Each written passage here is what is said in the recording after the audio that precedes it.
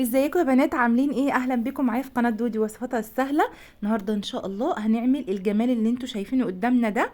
حاجه كده تحفه وموفر جدا جدا، ومقاديره سهله جدا جدا وموجوده في كل بيت. وكمان هيديكي كميه حلوه ونظافه بقى، وحاجه انت عاملاها كده في البيت. تحفه تحفه بجد. تعالوا كده نسمي الله ونصلي على الرسول ونبدا الفيديو بتاعي النهارده. وما تنسيش اللايك لو انت مشتركه عندي بالفعل، لو مش مشتركه اعملي اشتراك ودوسي على كلمه الكل عشان يوصلك كل ما انزل فيديو اشعار بيه. تعالوا كده بقى نبدا ونشوف المقادير معانا ايه. اول حاجه هنا ده كيلو من الدقيق.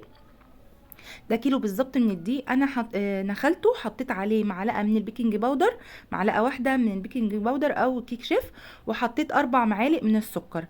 تمام كده. بس انا هقولك هو كان محتاج معلقه سكر كمان، يعني حطي 5 معالق من السكر ومعلقه ونص من الخميره. يبقى حطيت معلقه بيكنج باودر، 4 معالق من السكر، معلقه ونص من الخميره، معلقتين لبن باودر لو متوفر عندك. مش متوفر استغني عن اللبن باودر، مفيش اي مشكله.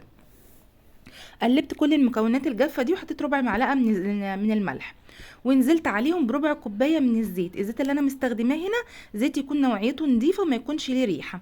وبعد كده هنروح على العجان وبميه دافيه هنعجن. انا هنا ولا رضيت استخدم زبادي ولا لبن ولا اي حاجه مكلفه، علشان تبقى العجينه بسيطه وسهله وتقدري تعمليها في اي وقت. خلاص هنفضل بقى نعجن كده. خد مني حوالي كوبايتين من الميه، وبرده على حسب نوعيه الدقيق اللي عندك هتحطي. هتشوفي انا عايزه ملمس العجينه يبقى عامل ازاي. فضلت ازود ميه دافيه يعني زي دمع العين كده عشان الخميره بتاعتي ما تبص. بصوا هنا لقيته لسه عايز ميه تاني، بدات احط له حاجه بسيطه تاني من الميه. وهعجن بقى. هو النوع ده من العيش عايز عجن على قد ما تقدري. تمام. هنا بقى حسيت ان هو بدأ يلم كده، بس عايز حاجه بسيطه تاني من الميه. حطيت معلقتين اتنين من الميه زي ما انتوا شفتوا، معلقتين اتنين. خلي بالك ان معلقه الميه بتفرق في العجين، يعني بتفرق في الملمس بتاعه وفي النعوميه بتاعته. انا هنا حطيت معلقتين من العجين من الميه، بدأوا يلموا معايا كده. هبتدي اجيب بقى ايه 3 مكعبات ولا 4 مكعبات من الزبده، برضو دي اختياري لو انت عايزه. طب ما عندكيش زبده هتحطي 3 معالق من الزيت. طب برضو مش عايزه تحطي زيت، معلقتين كبار من السمنه. اي حاجه متوفره عندك بتدي العجينه نعومه، وبتخلي العجينه بتاعتك طريه وهشه كده وتحفه. بصوا هنا انا عندي العجينه بقت ناعمه جدا، بس مش بتلزق في الايد. دي اللي انا عايزاه، عجينه ناعمه قوي وما بتلزقش في ايدك زي ما انت شايفه كده. هطلع بقى كده العجينه اديها برضو تقليبه معاكم عشان تشوفوها. بصوا البوله عندي فاضيه خالص اهي. وهبتدي ان انا الفها كده، الفها لفه حلوه كده. وهدهن البوله بتاعتي دهنه زيت بسيطه قوي عشان ما تلزقش بس فيها. بصوا دهنه بسيطه جدا جدا بالطريقه اللي انتوا شايفينها دي. وهحط العجينه بتاعتي على الوش، وبعد كده هقلبها على ظهرها عشان يبقى عليها كلها زيت. وهغطيها بكيس بلاستيك عادي، كيس تلاجة عادي. وبعد كده فوطه وهركنها ساعه او نص ساعه على حسب المكان عندك يعني دافي ولا لا. بصوا ما شاء الله انا سبتها نص ساعه، خمرت بالطريقه اللي انتوا شايفينها دي. دي نتيجه ان المكان عندي دافي، وكمان نوعيه الخميره اللي انا بستخدمها حلوه قوي. انا بستعمل نوع خميره ايه؟ بستعمل النوع اللي هو انجل، حلو جدا جدا. هبتدي بقى هنا جبت صينيه عليها كميه دقيق محترمه. ده من سر نجاح العيش معاكي ان هو يطلع كله منفوخ. اللي انا هقوله لك ده، تجيبي كده صينيه وترشي عليها رشه دقيق حلوه قوي، يعني دقيق كتير كده عشان يطلع معاكي العيش كله منفوخ، وده سر من اسرار العيش. وهتعملي بقى حجم الرغيف زي ما انت عايزه. انا هنا عملته حجم وسط، بس باذن الله هعمل منه تاني لانه عجب الولاد جدا جدا. قالوا لي يا ماما احلى من اللي احنا بنشتريه من بره بكتير. هعجن منه تاني، بس هعمله بقى صغير اللي هو بتاع السندوتشات بتاع المطاعم. برضو هبقى اصوره معاكم كده مع على السريع في اي روتين وانا بعمله. هنا بقى هبدأ ان انا اقطع العيش كده متوسط زي ما انتوا شايفين، وبسيب فراغات ما بينهم عشان طبعا بيخمر عقبال ما انا اجي اشتغل فيه. عقبال ما بخلص تشكيل العيش كله او تقسيط العيش كله زي ما انتوا شايفين كده.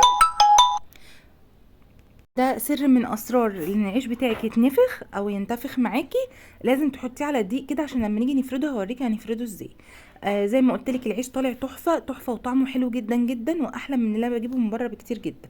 هنا بعد بقى نصطدت بقى الكميه كلها. بصوا ما شاء الله بدات اللي انا عملته في الاول بدا يخمر، فهشتغل فيه على طول. لازم اغطيه عشان وشه ما ينشفش، يبقى سهل معايا في الفرد. بمسك الكوره كده بتاعه العجين، يعني اخليها كلها غرقانه بالدقيق من فوق ومن تحت، وافرده زي ما انتوا شايفين بالطريقه دي. ما بياخدش معاكي اي وقت. بصوا ما شاء الله طريقه سهله جدا جدا. طبعا بتعملي الكرة على قد الحجم اللي انت عايزاه. ده حجم وسط، طالع معايا حجمه حلو جدا. بصوا ده السمك اللي انا عايزاه. وهنا بقى فرشه ملايه، دي ملايه كده انا مخليها للعجين والحاجات دي. فرشه ملايه افرد واحط عليها واغطي. لازم تغطي على طول، لان هو لازم هنسيبه يخمر مره كمان. يعني انا بخمر يعتبر 3 مرات، مره وانا بعد ما بعجنه، والتانية بعد ما بشكله، والتالتة بعد ما بفرده. لازم الحاجات دي من اسرار نجاح العيش. هنا بقى هبتدي ان انا افرد الكرة زي ما انتوا شايفين كده، وزي ما وريتك السمك انا عايزاها سمك نص سنتي، ما ترققهاش قوي عشان يطلع معاكي منفوخ وحلو، وتطلع اللقمه كده تخينه، يعني تبقى فيها مختلفه عن اللي احنا بنجيبها من بره. عايزه اقول لكم ان احنا بنجيب الرغيف ده من بره بنجيبه ب2 جنيه، ومفهوش وخفيف جدا جدا. بصوا السمك بتاعه. وهبتدي ارص زي ما انتوا شايفين كده كله جنب بعضه على الملايه اللي احنا حاطينها دي، او فوطه مطبخ او اي حاجه انت بتستخدميها. عايزه اقول لكم ان الرغيف ده انا بجيبه ب2 جنيه من بره، يعني ورقه بجد ما فيهوش اي سمك ولا فيه اي حاجه. فطبعا اوفر من بره بكتير. يعني انا كل اللي انا كلفته كيلو دقيق ب 18 جنيه. بصوا هنا بقى حطيته رقات زي ما انتوا شايفين، وكل رق مغطيه. وهبتدي اسوي من اول رق انا عملته. اهم حاجه ان انت تاخدي اللي خمر الاول. بصوا هنا بقى حاطه اي جريل اي طاسه ما بتلزقش، وهبتدي اسوي عليه. حتى لو انت عندك مثلا صينيه الومنيوم تكون تخينه او تقيله، ممكن تسوي عليها عادي خالص. النار هنا متوسطه، مش نار ولا عاليه قوي ولا هاديه قوي، علشان تنفخ لي معايا الرغيف على طول. بصوا ما شاء الله، اول ما بحطه ببتدي ان انا اقلب على طول، ما تسيبوهوش علشان كله يطلع منتفخ معاكي. هعمل معاكم بقى كذا واحد وتشوفوا الطريقه في ازاي، وهوريكي مثلا لو اتنفخ معاكي من جنب والجنب التاني لا، ازاي تخلي كل الرغيف بتاعك يقب كده ويعلى. بصوا ما شاء الله بقى بدأ ينتفخ ازاي، تحفة، ما بياخدش اي وقت على النار. بصوا الجمال، ما شاء الله ما شاء الله تبارك الله، حلو جدا جدا. بصوا ما شاء الله، تحفه تحفه، وطعمه بقى خطير بجد، طعمه حلو قوي. طبعا بره ولا بيحطوا لك فيه زبده ولا بيحطوا لك فيه لبن بودر، احنا الحاجات دي حاطينها اضافيه لو انت عايزه تحطيها، بتدي طعم حلو جدا جدا، وكمان يبقى مختلف عن اللي انت عاملاه بره. وما خدش، يعني هو خد ربع كوبايه من الزيت، وكمان معلقتين 2 من الزبده. ما عندكيش زبده تحطي معلقتين زيت تاني في اخر العجين عشان تنعم لك العجين مش اكتر. بصوا بقى الجمال، تعالوا هوريكم عمل معايا كميه قد ايه، ووفرنا حوالي نص ما بنجيبه من بره. يعني الكميه اللي انا طلعتها دي انا عملتها بنص ما بشتريه جاهز من بره. بصوا بقى الجمال، هعمل معاكم كذا واحد عشان تشوفوا طريقه التسويه. زي ما قلت لك على نار متوسطه، تقلبيه كل شويه، ولو جنب اتنفخ معاكي هوريكي ازاي تخلي الجنب التاني ينتفخ. انا عشان ابقى صريحه معاكم، هما رغيفين 2 بس هما اللي ما اتنفخوش معايا او عليوا معايا، بس بيتفتحوا برضو. ليه بقى ما اتنفخوش؟ عشان انا فردتهم بطريقه غلط، يعني فردتهم قوي، خليت سمكهم رفيع قوي. لما بتخلي السمك زي ما انا قلت لك حوالي 1 سنتي كده، بيبقى تحفه. بصوا هنا اتنفخ عندي من جنب، بتروحي بالاسباتولة كده متكيه على الجنب اللي اتنفخ، واحده واحده كده وبالراحه، بتنفخ معاكي الرغيف كله. بصوا ما شاء الله، بصوا شكل الرغيف تحفه. والله كنت فرحانه جدا جدا وانا بعمله، عجب ولادي جدا جدا. عايزه اقول لكم ان انا في العدد هيعمل لي حوالي 23 رغيف، غير ما هم مثلا كانوا بتاع 4 رغيف ولا حاجه، وانا بعمله كده. يعني ما كنت بطلعه سخن كده كانوا بياخدوا منه وياكلوا. فعمل لي حوالي 25 رغيف. لو انا هشتري من بره هيكلفوني 50 جنيه، لان الرغيف عندي ب2 جنيه. انا كل اللي انا كلفته ما تكلفش 23 جنيه. تمام، حق الدقيق ومعلقتين اللبن وربع كوبايه الزيت، هو ده اللي انا كلفته له. فالطريقه حلوه قوي قوي، جربوها تعجبكم. بصوا ما شاء الله الرغيف ينتفخ على طول ازاي، وبشيل احطه في صينيه واغطي.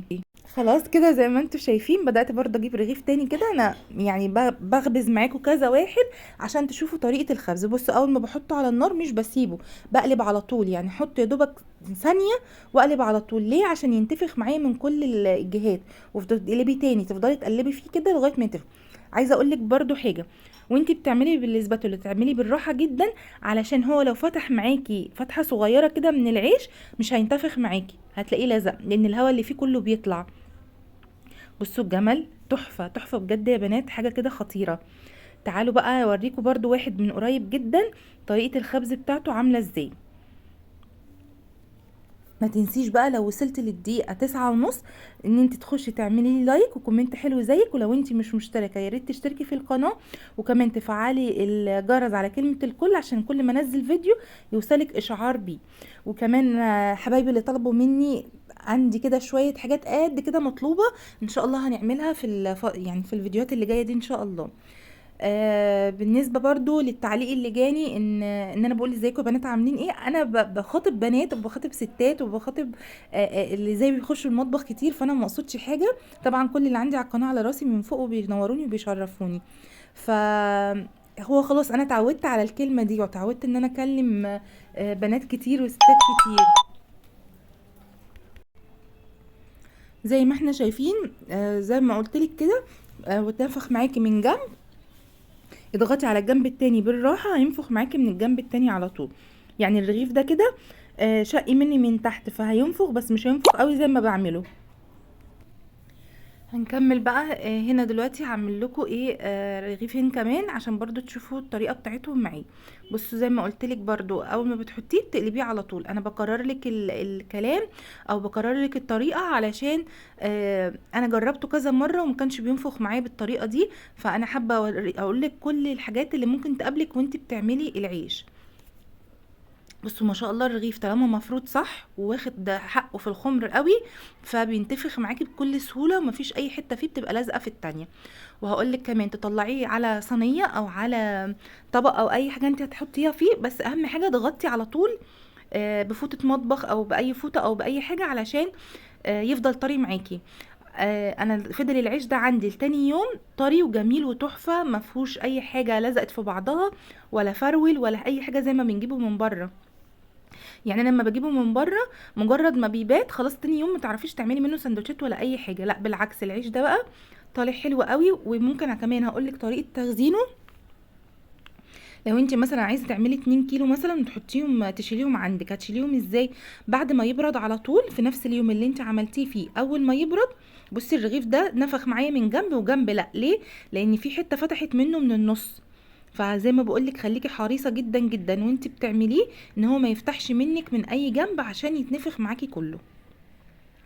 نرجع بقى لطريقه تخزينه، تخزنيه ازاي او تشيليه ازاي تحتفظي بيه ازاي. بعد ما بتعمليه وتسيبيه يبرد في نفس اليوم على طول بتحطيه في الفريزر في اكياس او في شنط بلاستيك من بكاس التلاجة دي في الفريزر. وقبل وعايزه تطلعيه ان انت تستخدميه تطلعيه مثلا قبلها بنص ساعه، او مثلا لو عندك ميكرويف هتدخليه تسخنيه في الميكرويف. هو ده كده الطريقه بتاعته، بيفضل معاكي في الفريزر، ممكن يقعد اسبوع في الفريزر مش هيجراله اي حاجه. بس اهم حاجه ان انت تشيليه في نفس اليوم اللي انت عملتي فيه علشان يفضل معاكي طازه وطري كده وتحفه ويتفتح معاكي بكل سهوله. خلاص كده بقى انا هقولك الكميه دي طلعت لي قد ايه. ده طلع لي حوالي 23 او 26 رغيف، لان زي ما قلت لكم ولادي كلوا حوالي 4 وانا بسويه كده، يعني كانوا بياخدوه سخن وياكلوا منه. ده اخر بقى حاجه هنعملها مع بعض. وبصوا الطريقه هوريكي بقى، هو فتح مني من اخر من طرف الرغيف، هوريكي ضغطت عليها ازاي الرغيف كان بينتفخ. لما بتسيبيها الرغيف بيهبط معاكي، ده برضو عشان تبقي فاهمه التسويه بتاعته ازاي. بصوا بدأ ان هو ينفخ من جنب، بقيت اضغط على الجنب اللي اتنفخ وانفخ بقيه الجنب. بصوا بقى هو كده العلو بتاعه نزل ليه؟ لو شايفين في الجنب كده بيطلع بخار، اضغطي على الحته دي هتلاقيه اتنفخ تاني. بصوا شايفين؟ زي ما قلت لك كده، انا قلت لك كل اسرار العيش ده وازاي تطلعيه معاكي بينجح، انا عيش ناجح بالطريقه دي. بصوا بقى جماله تحفه. كفايه ان انتي بيتك كده بيبقى متدفي بالخبيز، حاجه كده تحفه. بصوا ما شاء الله الكميه واللون وطريقه الخبز. زي ما قلت لك تخبزي على نار متوسطه، ما تعليش النار عليه قوي عشان ينتفخ معاكي ويطلع كله بيتفتح بصوا بقى القمر ده اخر بقى حته عجينه عملتها صغير زي ما انتوا شايفين. بقى انا هعمل ان شاء الله كده حبه بالمقاس اللي انتوا شايفينه ده، لان احنا عايزينه نعمله سندوتشات وكده. وبرده ان شاء الله ادخله لكم في وسط روتين او حاجه بعملها في المطبخ تشوفوه. دول الرغيفين اللي هم ما اتنفخوش معايا. يا رب الفيديو بتاعي يعجبكم وتقولوا رايكم في اللايك.